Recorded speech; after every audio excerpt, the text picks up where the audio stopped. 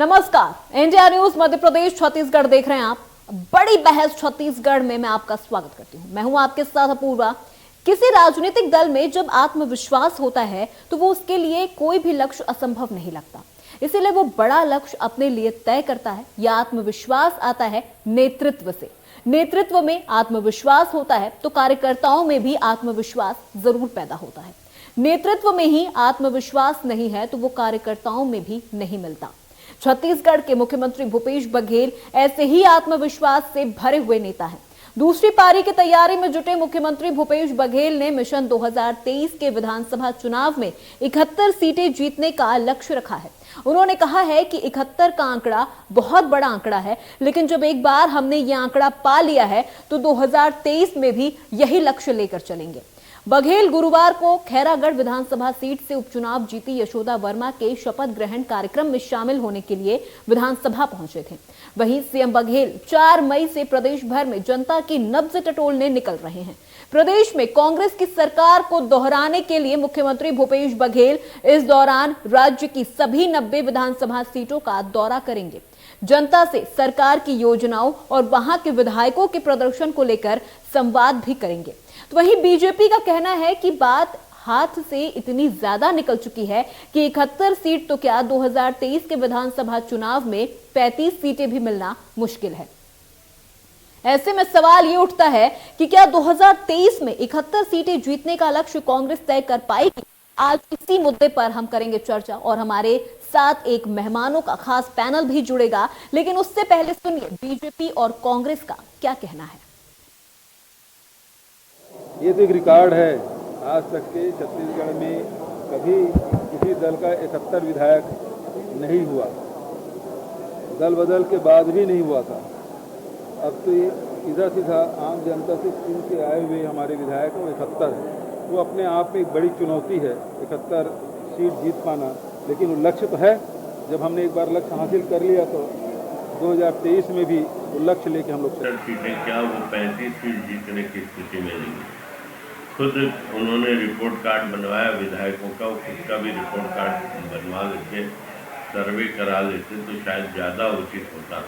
कहीं न कहीं वो भयभीत होकर हार की संभावनाओं को देखकर मैदान में आए, लेकिन बात बिगड़ चुकी है। अब चाहे वो कितना संभाल ले, नहीं संभाल पाए। लगातार देखिए, भारतीय जनता पार्टी 5 साल काम करने वाली पार्टी है और हार जीत चुनाव में होती है। और क्योंकि सरकार यहाँ पे प्रलोभन, कहीं न कहीं बहुत सारे वादे, बढ़ चढ़ कर वादे करने का कारण हुआ कि उस चुनाव में जीतती रही, नगरीय निकाय के चुनाव जीतती रही, लेकिन आम चुनाव में उसको जनता सबक सिखाएगी।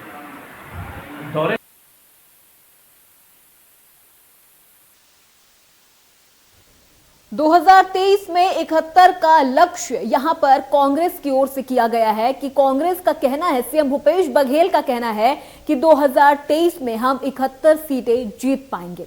तो वहीं बीजेपी का पलटवार है कि वो 35 सीटें भी जीत जाएं तो बड़ी बात है। लेकिन यहां पर जिस तरह से सीएम भूपेश बघेल हौसलों में भरे हुए नजर आ रहे हैं, जिस तरह का आत्मविश्वास उनमें भरा हुआ नजर आ रहा है, और यही उनका आत्मविश्वास उनकी टीम को भी पूरी तरह से आत्मविश्वास में भर रहा है। और जिस तरह से सीएम भूपेश बघेल 71 सीटें जीतने का दावा कर रहे हैं, अब उनकी टीम भी इस सीटों पर अपनी साख जमाने के लिए पूरी तरह से तैयारी में जुट गई है।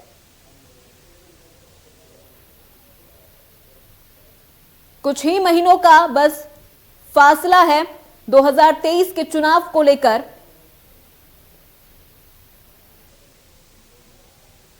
तो आज इसी टारगेट 71 को लेकर बड़ी बहस होने वाली है और हमारे साथ हमारे गेस्ट जुड़ गए हैं। अजय गंगवानी जो कि प्रवक्ता कांग्रेस की तरफ से हैं और केएस चौहान जो कि नेता हैं बीजेपी की तरफ से और आज अपना पक्ष रखने वाले हैं। बहुत बहुत स्वागत है सर आप लोगों का इंडिया न्यूज में। सबसे पहले अजय जी, मैं आपके पास आती हूं। जिस तरह से सीएम भूपेश बघेल ने 71 सीटें जीतने का दावा किया है, 2018 के विधानसभा चुनाव में तो इतनी भी सीटें नहीं आ पाई थी सर, क्या वजह रह गई थी, कहां कमी रह गई थी?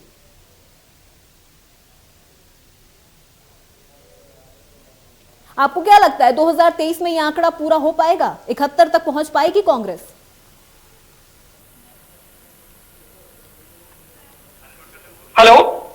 हाँ अजय जी, आपको मेरी आवाज सुनाई दे रही है? अपूर्वा जी, आवाज बहुत कम आ रही है, बहुत कम सुन पा रहा हूं मैं। ठीक है, मैं अपना सवाल फिर से दोहराती हूँ सर, मैं अपना सवाल फिर से दोहराती हूँ। हाँ, एक बार सवाल रिपीट कर देंगे अपूर्वा जी। फिर मेरा सवाल आपसे एक बार फिर से है, 71 सीटें जीतने के लिए यहाँ पर कांग्रेस के पास कितनी बड़ी चुनौतियां हैं? क्या 2023 में कांग्रेस यह आंकड़ा पार कर पाएगी? देखिए अपूर्वा जी, बहुत स्पष्ट कर दो, हमने जो आंकड़ा छुआ है, ये आज तक के छत्तीसगढ़ के इतिहास में जब से राज्य बना है तब से ये सर्वाधिक आंकड़ा है। जबकि 2018 के चुनाव के समय हमने 68 सीट जीती थी। उसके बाद जो 4 विधानसभा उपचुनाव हुए, हमें छत्तीसगढ़ की जनता का भरपूर प्यार, स्नेह और आशीर्वाद मिला। और खैरगढ़ का जो आखिरी विधानसभा चुनाव था, जहाँ भारतीय जनता पार्टी ने अपनी पूरी एड़ी चोटी का जोर लगाया, यहाँ तक इनको लोकल नेतृत्व तो भरोसा न होने के बाद लगातार केंद्रीय मंत्रियों का दौरा तक किया गया। उसके बाद भी हमारी माननीय यशोदा वर्मा जी ने शानदार 20,000 वोटों से जीत दर्ज की। तो ये सारे आंकड़े स्पष्ट बताते हैं कि हमें लगातार छत्तीसगढ़ का आशीर्वाद मिल रहा है। और उसी लक्ष्य को लेकर माननीय मुख्यमंत्री जी ने भी स्पष्ट रूप से कहा है कि हमारा जो वर्तमान में 71 विधायक है, उसी लक्ष्य को लेकर हम चल रहे हैं। और उस लक्ष्य के लिए मिशन 2023 के लिए हमने एक रोड मैप बनाया है, एक कार्य योजना को लेकर चल रहे हैं और एक ब्लूप्रिंट के हिसाब से लगातार कार्य कर रहे हैं।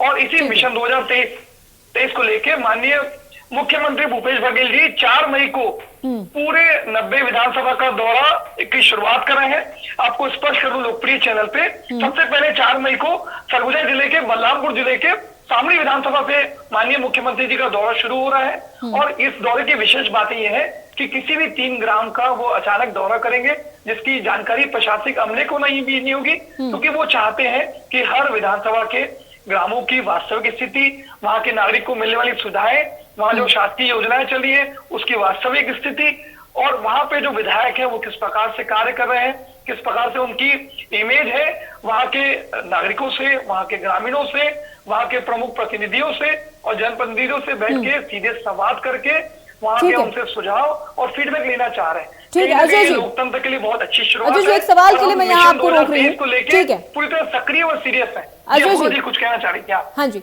अजय जी, जब भी किसी राज्य में कोई सरकार रिपीट होती है तो जितनी सीटें वो पहले चुनाव में जीती होती है, बहुत मुश्किल होता है कि वो उस आंकड़े तक भी पहुंच पाए। इतना कॉन्फिडेंस क्यों है आपको? देखिए अपूर्वा जी, आपको स्पष्ट कर दूं, हमने लगातार 3.5 साल के माननीय भूपेश बघेल जी के नेतृत्व में लगातार हर वर्ग के लिए, चाहे किसान हो, आदिवासी हो, गरीब मजदूर हो, व्यापारी हो, महिला वर्ग हो, युवा वर्ग हो, लगातार महात्मा गांधी जी के ग्राम स्वराज के लेकर स्वप्न को लेके हमने लगातार 3.5 साल शानदार काम किया है। और उसी का नतीजा है अपूर्वा जी। देखिए कहीं ना कहीं चारों विधानसभा के उपचुनाव की बात करूं, त्रिस्तरीय पंचायत चुनाव की बात करूं, या जो भी पिछले कुछ दिन पूर्व 15 नगरीय निकाय चुनाव हुए, उसमें से भी 14 नगरीय निकायों में हमने शानदार जीत दर्ज की। जबकि देखिए कहीं ना कहीं माननीय जो प्रभारी है भारतीय जनता पार्टी की डी पुरंदेश्वरी जी और नितिन नवीन जी, इन्होंने सीधे सीधे एक छोटे स्तर के जो नगरीय निकाय चुनाव थे उसकी पूरी कमान अपने हाथ में रखी। उसके बाद भी हमारी कांग्रेस पार्टी ने शानदार जीत दर्ज की। और कहीं ना कहीं देखिए हमने लगातार अपने 3.5 साल के काल में 36 बिंदुओं को जो वादा किया था उसमें 80% से ज्यादा वादों को पूरा कर दिया है। और कहीं ना कहीं छत्तीसगढ़ की जनता 3.5 साल में वादा निभाने वाली सरकार और 15 सालों पर माननीय रमन सिंह जी के नेतृत्व में लगातार वादा खिलाफी करने वाली सरकार के अंतर को समझ चुके हैं। और देखिए कुछ चीजें स्पष्ट कर दूं, लगातार देखिए हमने सरकार बनते ही 2 घंटे के अंदर 11,000 करोड़ का ऋण माफ किया, 2500 रुपए समर्थन मूल्य लगातार केंद्र सरकार के रंगा डालने के बाद भी रहे हैं। 246 चौहान जी, के.एस. चौहान जी, आप बहुत मुस्कुरा रहे हैं, अब बहुत मुस्कुरा रहे हैं जी। यहाँ पर तो कांग्रेस ने 71 तक का टारगेट तय कर लिया है, तो फिर बीजेपी को क्यों इतनी बेचैनी होती है? आपका टारगेट क्या है? आपकी बातें मेरे को आधी समझ में आई, बीच में बोलने लग गए। ठीक है, मैं दोबारा अपना सवाल रिपीट करती हूँ। कांग्रेस के 71 का टारगेट है, आपका टारगेट क्या है? हमारा टारगेट पूर्ण बहुमत से हम आ रहे हैं। टारगेट नहीं, हम भविष्य वक्ता नहीं। इनकी आवाज नहीं आ रही, मेरा निवेदन था थोड़ा सा आवाज बढ़ा देते प्लीज। चौहान जी की बात नहीं सुन पा रहा हूं मैं। हम भविष्य वक्ता नहीं है, ठीक हम है, भविष्य करता है। और उसके पीछे लेकिन के.एस. चौहान जी, पूर्ण बहुमत तो 45 के ऊपर भी होता है, 50 के ऊपर भी पूर्ण बहुमत होता है। कांग्रेस ने 71 का टारगेट किया है। हाँ, वो 71 का टारगेट इन्होंने इसलिए किया है कि 71 का टारगेट ये सोच के किया है कि उनके जो आंतरिक सर्वे है उसमें ये 40% विधायक हार रहे हैं, उनकी बहुत ही दुर्दशा है, ये उनका आंतरिक सर्वे है। सर्वे की रिपोर्ट में और ज्यादा भयानक स्थिति होगी, इसलिए 71। सर दुर्दशा होती तो इतना कॉन्फिडेंस नहीं होता ना सर, दुर्दशा होती तो इतना कॉन्फिडेंस ही नहीं होता। मेरी बात पूरी होने दी। जी जी अजय जी मैं आपके पास आऊंगी, आप के.एस. चौहान जी को उनकी बात कंप्लीट कर लेने दीजिए। आपने बोला, उन्होंने धैर्यपूर्वक सुना, अब आप एक बार अब उन्हें सुन लें। जी भाई प्लीज रिक्वेस्ट है मेरी आपसे। हाँ। अपूर्वा जी जी 71 का टारगेट इसलिए उन लोग बोल रहे हैं कि संगठन और सत्ता में बन नहीं रही है। 71 का टारगेट इसलिए बोल रहे हैं कि 300 किलोमीटर से आदिवासी चल के आते हैं अपनी अनदेखी को देखते हुए। अभी जो सर्वे किया गया उसमें मुख्य 3 बातें निकल के आई। इसमें महिला असुरक्षित महसूस कर रही है, इस वजह से ये लोग अपने कॉन्फिडेंस में है कि 71 सीटें जीतनी। किसान अपने आप को ठगा महसूस कर रहे हैं, एक हाथ से दिया जा रहा है और पीछे के हाथ से लिया जा रहा है, भले वो बारदाने में हो और अन्य चीजों में हो, इससे है ना। और तीसरी बात, जो आदिवासी भाई बहन है हमारे, वो ठगा महसूस कर रहे हैं, वो अनदेखी महसूस, हमारी नेग्लिजेंसी हो रही है, हमारे ऊपर ध्यान नहीं दिया जा रहा है। ठीक है अजय जी, जी अजय जी क्या आपके विधायकों का टिकट कट रहा है? क्योंकि रिपोर्ट कार्ड लेने के लिए तो इस वक्त भूपेश बघेल जी हर विधानसभा क्षेत्रों में जा रहे हैं। बीजेपी की ओर से तो यह आरोप लगाया जा रहा है कि आपके मौजूदा विधायकों के टिकट काटे जा रहे हैं। अपूर्वा देखिए, भारतीय जनता पार्टी के नेता पूरी तरह खाली हो चुके हैं, इसलिए लगातार झूठ और भ्रम फैलाने का प्रयास इनके द्वारा किया जा रहा है। देखिए आपके लोकप्रिय चैनल पर स्पष्ट कर दूं, अभी ऐसी कोई बात नहीं है, लेकिन आने वाले मिशन 2023 के लिए पूरी कांग्रेस पार्टी, माननीय मुख्यमंत्री जी बहुत सक्रिय और सीरियस रूप से काम करना चाह रहे हैं। इसलिए वो व्यक्तिगत रूप से आपको स्पष्ट कर दूं, 4 मई से वो सारे 90 विधानसभा क्षेत्रों के प्रत्येक 3 ग्राम में जाके वास्तविक स्थितियों का जायजा लेंगे। अगर किसी विधायक की रिपोर्ट अच्छी नहीं मिलती है, अभी तक हमें ज्यादातर फीडबैक बहुत अच्छे मिले, लेकिन लोकतंत्र में अपूर्वा जी सुधार की गुंजाइश हमेशा बाकी होती है। अगर हम और बेहतर कार्य कर सकते हैं तो माननीय मुख्यमंत्री जी व्यक्तिगत रूप से वहाँ के जनप्रतिनिधियों से, ग्रामीणों से। चौहान जी मैं आऊंगी आपके पास, आपकी मुस्कुराहटें काफी कुछ बता रही हैं यहाँ पर, मैं आऊंगी आपके पास। अजय जी आप अपनी बात कंप्लीट करें। मैं कंप्लीट कर लूं। देखिए चौहान जी भारतीय जनता पार्टी के अच्छे प्रवक्ता है और उन्हें आज इस सच को स्वीकार कर लेना चाहिए कि छत्तीसगढ़ में उनका जनाधार पूरी तरह समाप्त हो चुका है। आज 14 विधायक बैठे हैं पूर्व जी, उसके बाद भी 6 गुटों में बैठे हुए हैं। रमन सिंह जी का अलग गुट है, धर्मलाल कौशिक जी का अलग गुट है, विष्णुदेव साय जी का, प्रेम प्रकाश पांडे जी, ब्रिजमोहन अग्रवाल जी। और देखिए सबसे बड़ी चीज, आज लोकल जो नेता है भारतीय जनता पार्टी के, आज जो केंद्रीय नेतृत्व है उनका विश्वास पूरी तरह उठ चुका है। डी पुरंदेश्वरी जी जितने भी दौरे करती है, किसी को भी उसमें शामिल नहीं किया जा रहा है। और देखिए कहीं ना कहीं सामाजिक पखवाड़े के नाम पे आज 9 केंद्रीय मंत्री भारतीय जनता पार्टी की जो राजनीतिक जमीन खिसक चुकी है उसके बारे में समीक्षा करने का प्रयास करते हैं। और सबसे बड़ा देखिए पूर्व जी, आज 9 केंद्रीय मंत्री आते हैं जो अलग अलग विभाग से संबंधित है, तो छत्तीसगढ़ की जनता को ये उम्मीद, एक आशा थी कि अगर कोई केंद्रीय मंत्री दौरा करता है तो कोई अच्छी योजना घोषित की जाएगी छत्तीसगढ़ के लिए। लेकिन किसी भी मंत्री को किसी प्रकार का फंड लेकर नहीं भेजा गया, जिससे पूरा स्पष्ट होता है पूर्वा जी कि सिर्फ और सिर्फ उन्हें लोकल नेतृत्व पे भरोसा उठने के बाद यहाँ वास्तविक स्थिति का और जो राजनीतिक जमीन भारतीय जनता पार्टी की पूरी खिसक चुकी है उसको वापस पाने का प्रयास करने का एक दुष्प्रयास है। लेकिन छत्तीसगढ़ की जनता माननीय भूपेश बघेल जी के नेतृत्व से पूरी तरह संतुष्ट है। और देखिए मैं कुछ चीजें और चौहान जी भारतीय जनता सीधे रुक आपकी तरफ जी, के.एस. चौहान जी सिर्फ आपको 10 सेकंड आपसे लूंगा। हर आदिवासी परिवार को सरकारी नौकरी देने का वादा अजय जी नहीं निभाया, हर आदिवासी परिवार को जैसी गैस देने का वादा किया नहीं निभाया। के.एस. चौहान जी भारतीय जनता पार्टी की राजनीति जमीन खिसक चुकी है छत्तीसगढ़ में। वादा खिलाफी करते रहे। अजय जी आपकी बात सुन ली ना अजय जी। आज 14 सीटों में सीमित होने के बाद भी इस सच को स्वीकार करने का साथ नहीं है। चौहान जी आप बेशर्मी से मुस्कुरा रहे हैं, जबकि अजय जी आप चौहान जी को बोलने का मौका दें। चौहान जी बहुत अच्छे से समझ रहे हैं पूर्व जी। अजय जी ठीक है। चौहान जी बीजेपी की राजनीति जमीन खिसक चुकी है छत्तीसगढ़ से। इतने अंधे हो चुके हैं ये लोग, कांग्रेस पार्टी के जो जितने भी कार्यकर्ता हैं उनको यथार्थ चीजें पता ही नहीं दिखती हैं। अब बात निकली है तो दूर तक जाएगी। 387 सीटों में आपकी जमानत जब्त हो चुकी है, ये भूलिए मत। 2014 में 9 राज्यों में आपकी सरकार थी, आज 2 राज्यों में बची है, ये भूलिए मत। पिछले चौहान जी छत्तीसगढ़ की बात कीजिए आप। अजय जी, स्थिति में नहीं है, सिर्फ अजय जी जब आप बोल रहे थे तो उन्होंने आपको सुना, अब आप चौहान जी को बोलने दें। अजय जी अब आप चौहान जी को बोलने दें, मैं आऊंगी आपके पास, मेरे काफी सारे सवाल आपसे भी हैं, पर पहले चौहान जी को उनकी बात कंप्लीट कर लेने दीजिए। चौहान जी आप बताइए। जी पिछले 10 सालों में 90% चुनाव ये लोग हारे हैं, पूरे ऑल ओवर इंडिया में बोल रहा हूँ। और इनके जो अभी जो प्रशांत किशोर जी आए थे, जो इनको 3 दिन तक वहां पर उन्होंने लेक्चर दिया, उसमें सबसे ज्यादा उन्होंने इस बात पे जोर दिया कि भारतीय जनता पार्टी और कांग्रेस की जब सीधी जब भी लड़ाई हुई है यहाँ पर, तो 92% सीटों में कांग्रेस हारी है। अब मैं इनकी बात बता दूं कि इनको कांग्रेस पार्टी पे भी भरोसा नहीं रह गया है। इस वजह से पोस्टर से सोनिया गांधी और राहुल गांधी जी के चेहरे गायब होते दिख रहे हैं कई कार्यक्रमों में। अभी खैरागढ़ चुनाव में ले लीजिए और उसके बाद भी ले लीजिए, सब जगह साथ।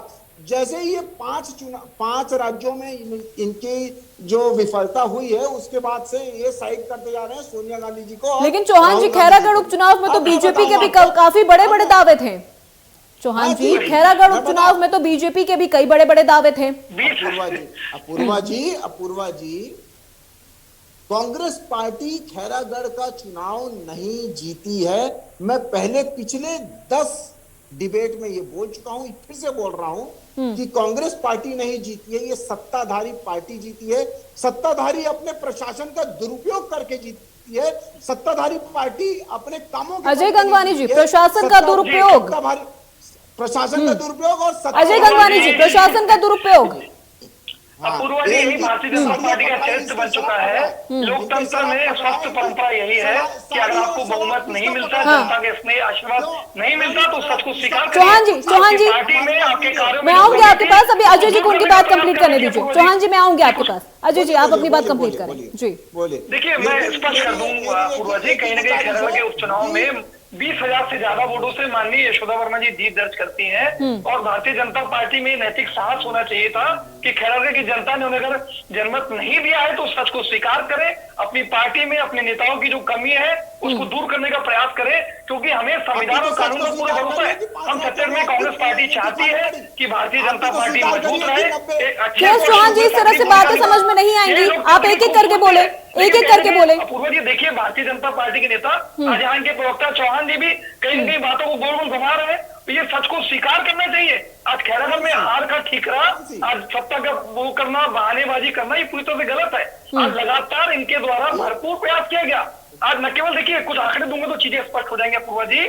दंतेवाड़ा चुनाव में 11,331, चित्रकूट में 17,853, इन्होंने उनकी बीच चौहान जी एक एक करके अपनी बात रखेंगे तब तो जनता तक आपकी बात पहुंच पाएगी ना, तब तो हमें आपकी बात समझ में आएगी। यहाँ मुझे ही आपकी बात समझ में नहीं आ रही है। आप जनता को समझाने के लिए बैठे हैं, आप उनका प्रतिनिधित्व करने के लिए बैठे हैं। एक एक करके अपनी बात बताएं। जी जी जी अजय जी आप अपनी बात कंप्लीट करें। चौहान जी मैं आऊंगी आपके पास। चौहान जी मेरा निवेदन है सब सुनने का साथ। देखिए, मैंने आंकड़े स्पष्ट किया आपके अपूर्वा जी। दंतेवाड़ा चुनाव में 11,331, चित्रकूट चुनाव में 17,853, मरवाही जहाँ इनकी उनकी बी टीम ने मिलकर चुनाव लड़ा 36,000, और अब खैरागढ़ में 20,000 वोट। ये सारे चुनाव के परिणाम ये स्पष्ट बता रहे हैं कि भारतीय जनता पार्टी का जनाधार समाप्त हो रहा है। और माननीय भूपेश बघेल में जो छत्तीसगढ़ मॉडल है आज पूरे देश में स्थापित हो चुका है। और छत्तीसगढ़ में पूरी जो है आदिवासी की बात करूं, किसानों की बात करूं, मजदूरों की बात करूं, युवाओं की बात करूं, महिलाओं की, सारे वर्ग पूरी तरह संतुष्ट है। चौहान जी अब आप क्या, सारे चुनाव अजय जी और आने वाले 2023 को मिशन को लेके हमें पूरा आत्मविश्वास है कि हमने जो कार्य अजय जी ठीक है। चौहान जी मजबूत करने के लिए ग्राम स्वराज को लेकर अब अपनी बात रखें। आशीर्वाद मिलेगा। अपूर्वा जी ऐसा है कि ये 71 सीटों की बात इसलिए भी कर रहे हैं कि 71 सीटों की बात ये वही भारतीय जनता पार्टी है जो 56 लाख सदस्यों के दावा। अजय जी देखिए, हमारे पास समय ज्यादा नहीं है, हमें आप दोनों की बातों को सुनना है। चौहान जी को बोलने दें, चौहान जी को बोलने दें। हाँ 115 दिनों से किसान वहां पर धरना दे के बैठे हुए हैं। राकेश टिकैत जी आ गए और उनसे मिलने का समय भी नहीं दिया गया मुख्यमंत्री जी के द्वारा। और ये बोलते हैं कि 71 सीटें जीत जाएंगे। अनियमित कर्मचारी वहां पर कितने दिनों से धरना दे रहे हैं, मनरेगा के मजदूर धरना दे रहे हैं, मितानिन बहनें धरना दे रही हैं, और जो हमारे जो शिक्षक हैं, शिक्षक अनियमित कर्मचारी हैं, उन लोग धरना दे रहे हैं, उन लोग असंतुष्ट हैं। और इसी महीने दंतेवाड़ा में सभा को रोकना पड़ा। वहां पर लोग इतने आक्रोशित ठीक हो है। गए थे। अब एक लास्ट सवाल मेरा यहाँ आप दोनों से, आगे की क्या स्ट्रेटेजी रहने वाली है बीजेपी की? आगे की बीजेपी की क्या स्ट्रेटेजी रहने वाली, क्योंकि हमारे पास समय बहुत कम है। बीजेपी की एक ही स्ट्रेटेजी है कि अपने आज जो काम चल रहा है छत्तीसगढ़ में, आज रोड एक भी केंद्र सरकार के द्वारा हो रही है, बाकी कोई भी एक भी रोड इनके द्वारा नहीं हुई है। किसी भी एक काम का, बड़े काम का इन्होंने ना शिलान्यास किया ना फीता काटा। अजय जी, जो फीते काटे एक हैं फाइनल कंक्लूजन आपसे, हमारे काम के काटे हुए हैं। ठीक है चौहान जी, ये आज ठीक है जी। अजय जी, एक फाइनल कंक्लूजन आपसे, क्या स्ट्रेटेजी होने वाली है कांग्रेस की? 71 सीटों का आप दावा कर रहे हैं, क्या स्ट्रेटेजी बना के बैठे हैं? इंफ्रास्ट्रक्चर हमारा है, गांजा ये लोग तस्करी करते हैं। चौहान जी, हमने आपकी बात सुन ली, अजय जी को उनकी बात बोलने दें। अजय जी को एक फाइनल कंक्लूजन यहाँ पर मैं बस आप दोनों से चाहूंगी। अजय जी बोलिए। अजय जी बोलिए।